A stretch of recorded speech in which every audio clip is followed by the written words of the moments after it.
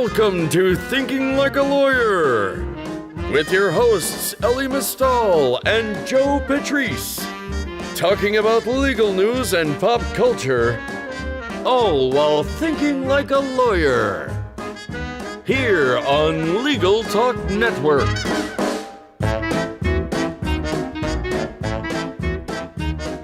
Hello, welcome to another edition of Thinking Like a Lawyer. I'm Joe Patrice from Above the Law. Elie, unfortunately, is not with us this week, so I have replaced him temporarily with Kathryn Rubino, also of Above the Law. How are you? Good there. How are you doing? Good. So, what is up on this fine Thursday? There's a lot of things going on. I thought we might try something different if you were game for it. Okay. I mean, that seems like you're jumping right into something, but okay. Do you not want me to jump right in? I mean, that's normally not how things work around here. Well, okay. I mean, it's almost like you've never been on the show before. You literally yelled at me about this exact same thing the last time I co-hosted this podcast. And yet, I know. I just feel like it's like artificial, and you're trying to like force me into Ellie's role, and that seems weird. Well, I mean, do you have something you want to complain about? No. I mean, I just, I thought that, having gone through this before, you'd be more prepared. Well, that's why I asked like, you to come banter. up with something that you wanted to complain about. I mean, if left to my own devices, what I would complain about is, the problems that arise when you miss calls. Because are you missing calls? Are you spread too thin? Interruptions kill your productivity, but clients demand a quick response. The U.S.-based professional receptionists at Smith AI help law firms screen new clients and schedule appointments by phone and website chat. Plus, Smith AI integrates with your software, including Clio and LawPay. Plans start at just $60 per month. Get a free trial at smith.ai. Anyway, so your position is you don't like coming in here and having to fulfill the guest host's sacred duty of replacing the person who they're guesting for. I'm not sure you know what the word sacred means. I mean, we take things very seriously here. This is a professional podcast. We are literally recording in a closet, you guys. Yeah, I mean, yes. We are in a closet. That's fair, but like an actual storage room. Yeah. Anyway, the point is, we're professionals, is what I'm saying. Are you? Is that what you're saying? And so, so if you want to do something completely different than the usual Elie format, I mean, that's a bold choice on your part, but I am willing to I am take nothing if not bold. All right.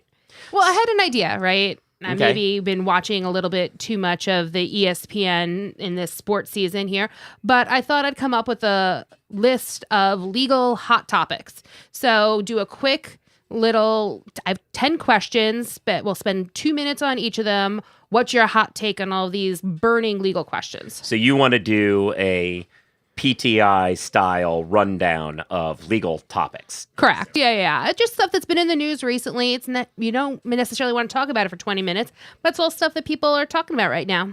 Okay.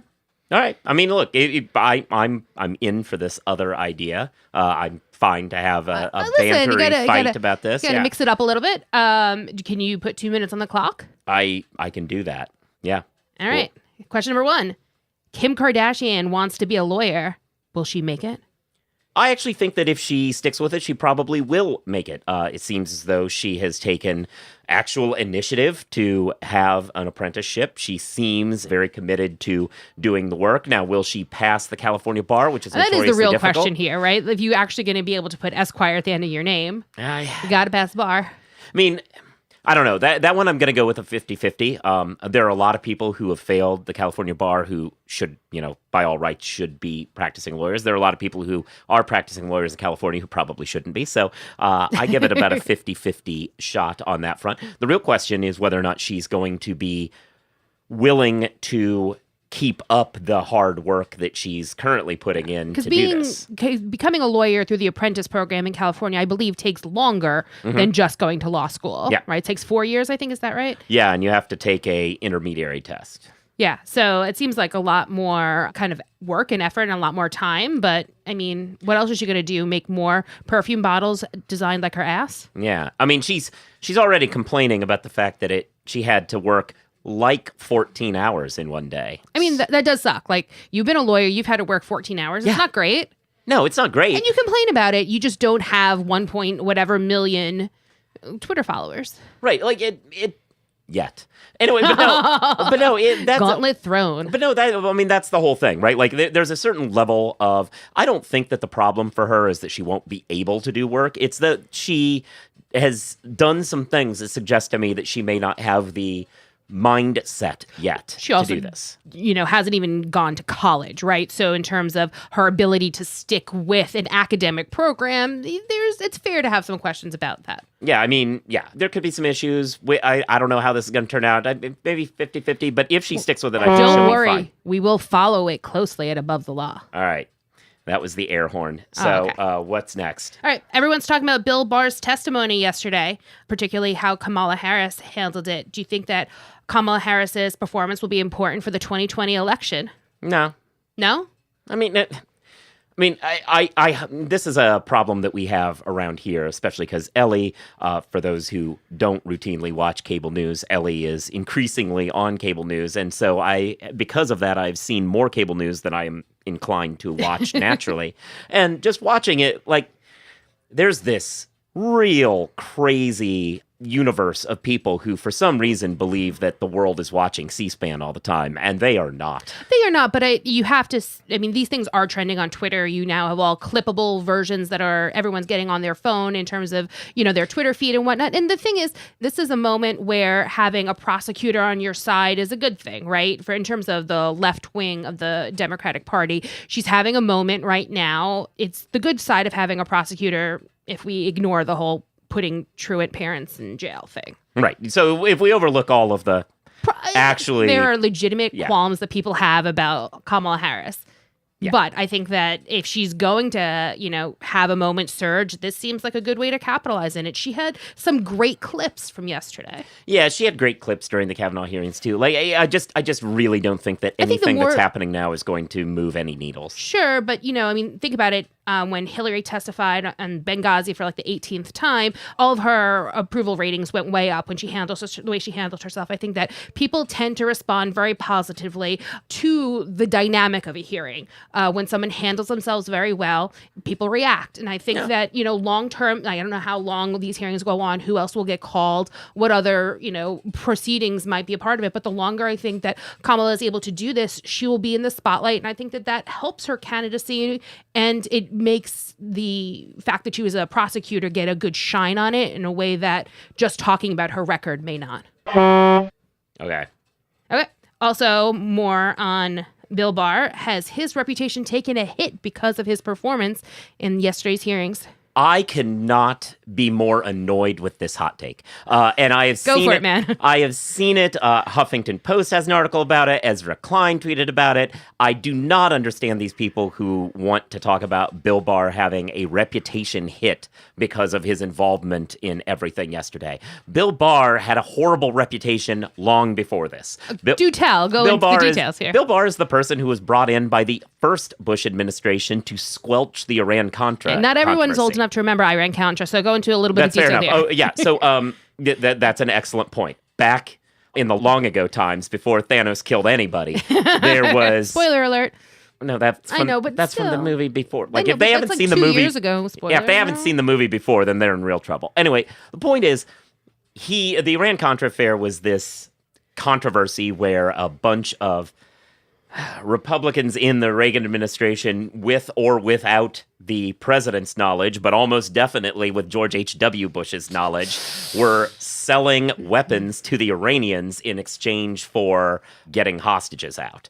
And part of it was that they were then taking a bunch of this money that they were making off of that, because it was illegal to give that money to the Contras in Nicaragua, and they were taking this money they were getting from selling these guns and getting hostages and then sending that down to Nicaragua. And it was all sorts of corruption on a massive scale. And when it came time to penalize people for this, Bill Barr stepped up to the plate and made sure that it all went away. So this very much seems par for the course, his treatment of this president. What's amazing about people saying his reputation has taken a hit is that his reputation was as a cover-up artist, and he covered something up. That is not a hit. It's not a bug. It's a feature. Exactly, a feature, not a bug. All right. More about reputations, but has Don McGahn's former White House counsel, has his reputation improved as a result of all the details in the Mueller report? Sure.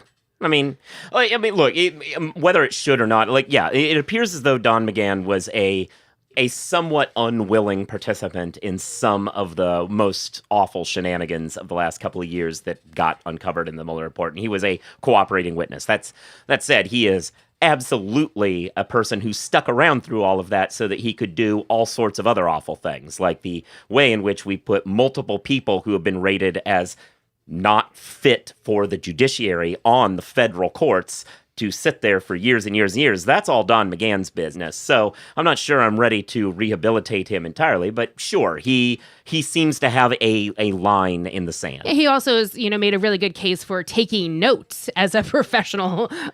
Good thing.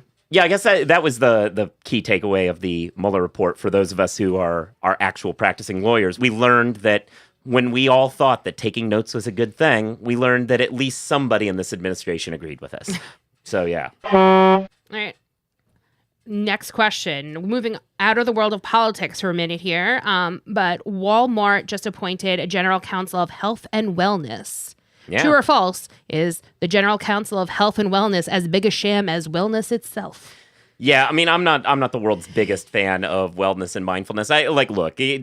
People should do things to take care of themselves, but I mean, mostly I think of that as a kind of stupid buzzword that's utilized to convince people not to care about the actual material problems in their lives. And lo and behold, a company that is notorious for not paying its workers enough for them to eat seems to think that the answer is not a raise, but instead to make sure that they can throw a lawyer at the problem. Yeah, I mean, that's definitely one of the most glaring problems, that, at least from a PR perspective with this hire, right, is that literally they teach employees how to go on federal assistance or state assistance for food, and you're not improving the quality of your life because you have a GC of health and wellness. You're improving the quality of your life if you can afford healthy food, or any food, frankly. Well, that's the question. What does a GC of health and wellness I'm not sure do? exactly. I mean, it's a new position. They've just appointed it, I guess. I mean, it's not like a health and wellness coordinator who's coming up with programs. It's a lawyer. So one assumes that what they're actually there to do is, stifle health and wellness. That seems like that's all that could possibly be. I can see how that could be true. I mean, maybe their position is to, handle situations where maybe in workers a compliance complain. kind of a way, like workers' compy sorts of issues, maybe. I mean, it just seems so ridiculous. I just can't understand. I mean, the worst part about this job when I saw it was I'm concerned that this is about to become the new hotness, that now all of these companies with all sorts of PR disasters are going to say, well, we've got an idea. Is there a way that we could give a lawyer 7 figures to be the GC of health and wellness? All right. Sticking with the healthcare tip, the DOJ recently switched its position on the Affordable Care Act. Is that the end of healthcare in America? I mean, some background on this case for people who haven't been following it. Basically, a real outlier of an opinion came down. A judge said that the ACA should be all thrown out. Nobody believes this opinion. It makes any sense at all. It is widely criticized. There are Republican judges who have heard the exact same case and said, no, there's no way this is true. It's almost assuredly going to get swatted down. Now, that said, to the extent that exists, the DOJ's position had been, well, that's not what we were really arguing for. We were arguing for this limited thing. They have now decided to lean into this opinion and say, let's get rid of everything. Lean into the crazy seems to be a theme of this administration. Yeah, and it honestly, I don't think it's the end of anything. I just think it's a really poor strategic move, now all of a sudden what the government's doing is almost guaranteeing they're going to take a major loss. And I don't think that they're quite gauging how popular this program has slowly become. Obviously, there were some days where it wasn't, but at this point, invalidating this, especially a complete invalidation, which is what they're trying for, even if they were successful, which I don't think they would be, it would be the sort of thing that could be really bad for them. If it happens anytime before the election. I mean, listen, the polls when they to push for the repeal were pretty clear on that. There's a reason why they pulled back from that stance from early on in the Trump administration. Yeah. From a litigation perspective, this just seems like a poor decision. I've never gotten it myself, though other people in my firms have, that the opinion that goes much further than even you would, and even you know probably is too far. Like, it's an awkward moment. And it's a moment where that you don't lean into because you know it's going to get bad for you. And I just don't understand why they think this is a good idea for them. Yesterday was May 1st, which is also Law Day. Sure is. Is Law Day a sham, Joe Patrice? Yeah. Law Day is a horrible... So you wrote something actually about the history of how it actually got started. Yeah, Law Day is a propagandistic ploy. Yeah, troubling ploy. It's International Labor Day. In the Eisenhower administration, there was an effort to make this Law Day instead of Labor Day. But the implication of that is unions are not law and order. We are for law and order, which is probably, not the best look in the world. But yeah, no, Law Day, I wrote a thing about not just on this facet of how a Law Day doesn't really mean what it thinks it does, but also just remembering that the law as an institution, for all of the high-minded, seeking justice, public interest, granola things we like to think about it, Warren Court loving, being mad at the Supreme Court, more often than not in the American history, the Warren Court is an outlier. More often in American history, law is very much, and has always been very much on the side of stopping justice and holding back progress. And so to the extent that Law Day exists and has to exist, especially with this kind of dark history that it has, it's probably, I think, a better time for people to remember that, the bad things that it's done and reflect on that. Yeah, and to kind of tie it into another news story, the Clooney Foundation for Justice just started Trial Watch, which is an international program which sends monitors to trials in order to kind of shine light on what is being given the veneer of legality through courts throughout the world, right? And eventually they want to be able to rate different countries and different judges and say, these are not good and these are good. And I think that it's the same sort of thing when, we don't want bad things to get that veneer of legality. Yeah. Judge Jim Lammy, who's a criminal court judge in Memphis, is in hot water for, among other things, sharing articles by Holocaust denier David Cole that called Muslim immigrants foreign mud and other terrible things. Can he be impartial?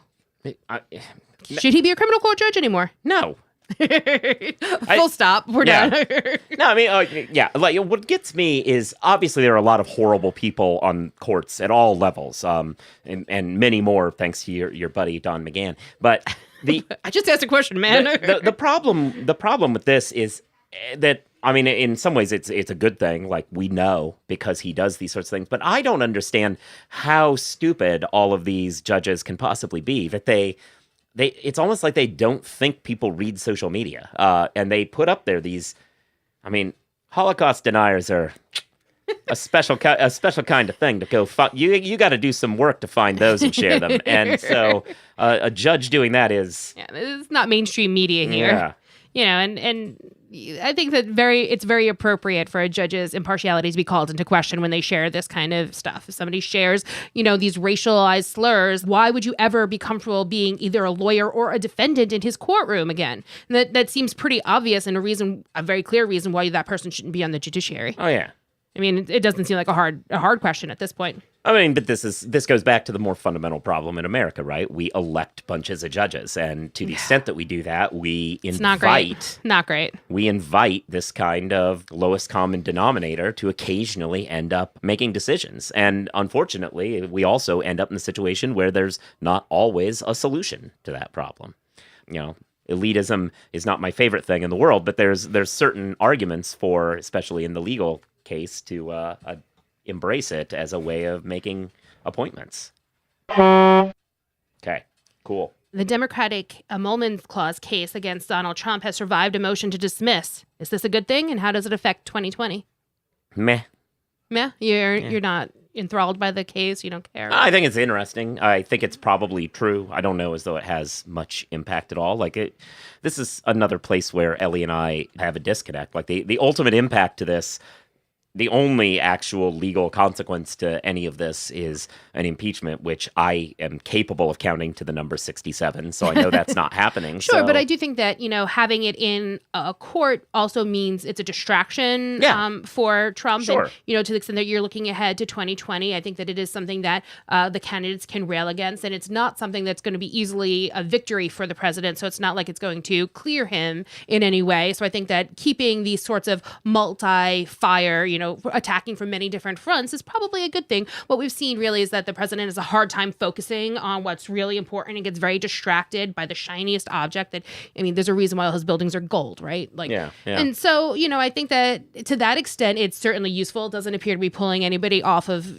sort of more important work or better work or anything like that. So I think that it's a good thing. Well, that's why I'm not against it. I'm just meh. Glad that it's there. Keep going. Whatever. Somebody's got to do it. Yeah. Glad it's not you. Yeah.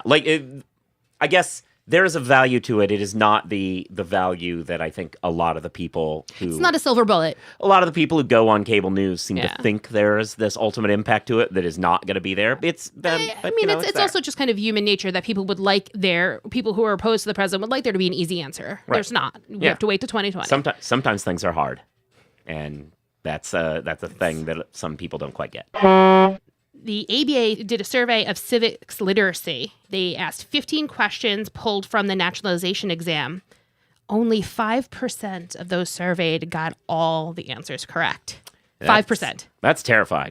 Are you terrified? My question was, are you surprised? I have actually done the immigration test as a practice before when I was helping somebody pass it, and it is very easy. Well, good news. I have the questions here. Are you willing to put yourself against, you can prove that you're in the top 5% here? I think I could be in the top 5%. All right, it's a multiple choice question, so make sure you listen to all of the answers that are possibles. Question number 1. What does the U.S. Constitution say shall be the supreme law of the land? A, state constitutions. B, Articles of Confederation. C, the U.S. Constitution and only the U.S. Constitution. Or the U.S. Constitution and authorized federal statutes and treaties?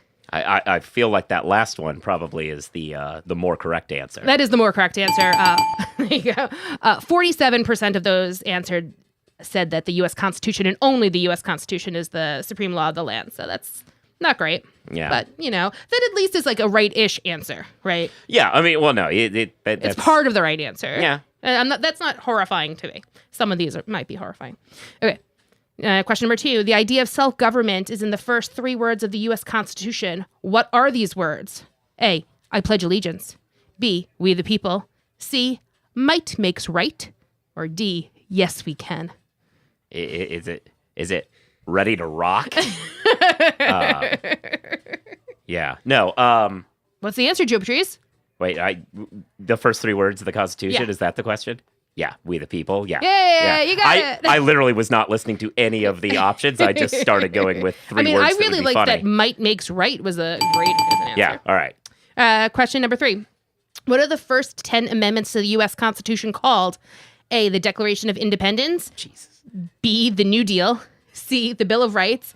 D, the 10 Commandments. I am so hoping that the most often checked answer was D, but it is in fact the Bill of Rights. It's the Bill of Rights. That's correct. And that was the most common correct answer. The Declaration of Independence came in number 2 at 18%. That's a shame. Question number 4.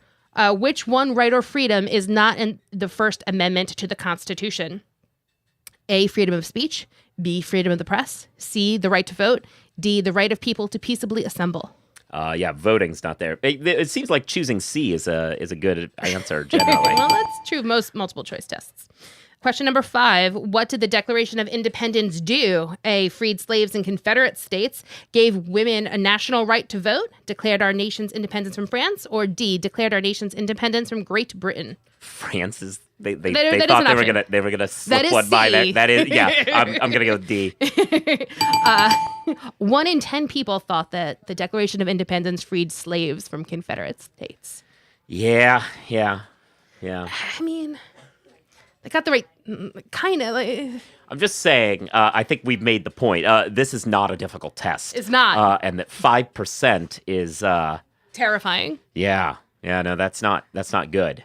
So they also, But our country's full. We don't need the immigrants because the people who are already here getting 5% are enough. So we'll skip ahead to the rest of the questions. They're all pretty easy, but this one is a little bit shocking. This was like one of their bonus questions that they asked as part of their Law Day survey. Does the First Amendment permit you to burn the U.S. flag in political protest or no? I mean, the First Amendment, as interpreted by a number of court decisions, would say correct. It does. Yeah. Less than half got that correct. 54% of those asked said that the First Amendment prevents people from burning the flag, which is the exact opposite. Yeah. Which is a little disturbing. Yeah. Well, fair enough. So yeah, that was interesting. So I guess I'll go question with you because we've got a little bit of time here. So big law firms, office space design questions, glass everywhere or no glass everywhere? How do you feel? Listen, I am naturally not the most organized person in the world. I lean towards the messy in my life. And I feel like all glass walls put a lot of pressure on you to keep your office organized and presentable, which is probably a good thing, but also a little bit terrifying. It would be a little stressful, I think, if I had to have an office with all glass walls, and I'd be constantly worried that I wasn't neat enough for a stranger walking by. I love that neat enough is your problem, not appearing obvious to the whole rest of the world that you're not currently working on something. I feel like you can angle your desk. Yeah. Right? Yeah. Like there's a window, there's usually a wall or windows behind you. You can usually I embrace the panopticon when it comes to big law work. I feel like you get more efficiency out of people there, That seems terrifying. Keep everybody on their toes. No, I mean, I like the natural light. That is certainly a benefit of it. Private offices or shared offices, like you have thoughts on bullpen systems? These are all new trends. Very anti-bullpen. I think there's a recent article in The Atlantic that the rise of ear pods are actually becoming so popular in offices because people no longer have walls, that people need a little alone time where they don't have to answer questions constantly, and socialize, even outside of just the big law environment where you have client confidences and whatnot going on. So I think that having at least a share, if you want to put a couple of junior associates in the same room, whatever. I did that when I was a first year associate. It's fine. It's not ideal, but it's fine. But I think that a pure bullpen system is not ideal. The only way I've ever seen it where I was like, oh, I think I could make this work, is a situation where the sitting is kind of bullpenny, whatever, that's your like home base, but that there's tons of little conference rooms, tiny spaces, closets, if you will, that you have the option to go to and that you're not tied to any one desk.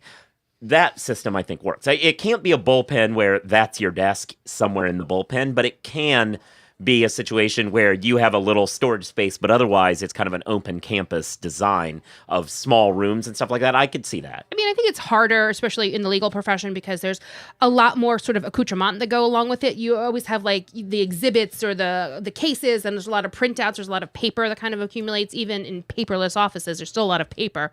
And so I think that it makes it a little bit more challenging. And I think kind of inverting that relationship where you have your own kind of private space, and then there's also an option for lots of collaborative kind of work to go on is probably how I would prefer to work personally. Yeah. Well, cool. That brings us mostly to our time here. So do you have anything else, like big finishes sorts of situation, or are you good? I wasn't expecting to be put on the spot like that, but no, we talked a lot already. Yeah. Wow. I thought that was a lot of energy in that episode, and then it came to such a going out with a whimper kind of ending. Well, I thought you were going to answer the questions, so you'd be correct, and then we'd be like, peace out, Joe's perfect. And I thought you would enjoy that more than anybody else, but you're currently my only audience member, so I thought that was a good position. Yeah, fair enough. Well, they're not the only audience member at the moment. This in the future, there'll be this other show audience has tons of audience members. In the future, there'll be an audience, but at the moment, it's not like we're live streaming. But it's not like it's the Jabot or any podcast like that. Wow. No. So yes. Wow. No. For those who don't know, the Jabot is another podcast that Above Law hosts. It's only been in existence like a fifth of the time that yours has. So true, but that Kathryn hosts. So be sure to check that out. Thanks everybody for listening. You should always be subscribed to the podcast so that you get new episodes when when they come out. You should be giving it reviews, stars, write-ups, whatever. All of it helps to get it out there and up in the algorithm when people search for law podcasts. They run across it. Obviously, also listen to the Jabot, listen to the other offerings from the Legal Talk Network that are run the gamut of subjects, and be on the lookout for sometimes we're guests on those. So you should be doing all that. You should be reading Above the Law. You should be following us on Twitter. I'm at Joseph Patrice. She's at Kathryn1, spelled, well, you can see her name in the description, spelled like that, but with a numeral 1 afterwards. And with all of those things said, I think, wait, what am I saying? And obviously, thanks to Smith AI for sponsoring this show. And with all of that, I think we're done, and we'll be talking to you soon. Bye. If you'd like more information about what you've heard today, please visit LegalTalkNetwork.com. You can also find us at AboveTheLaw.com, ATLRedline.com, iTunes, RSS, Twitter, and Facebook.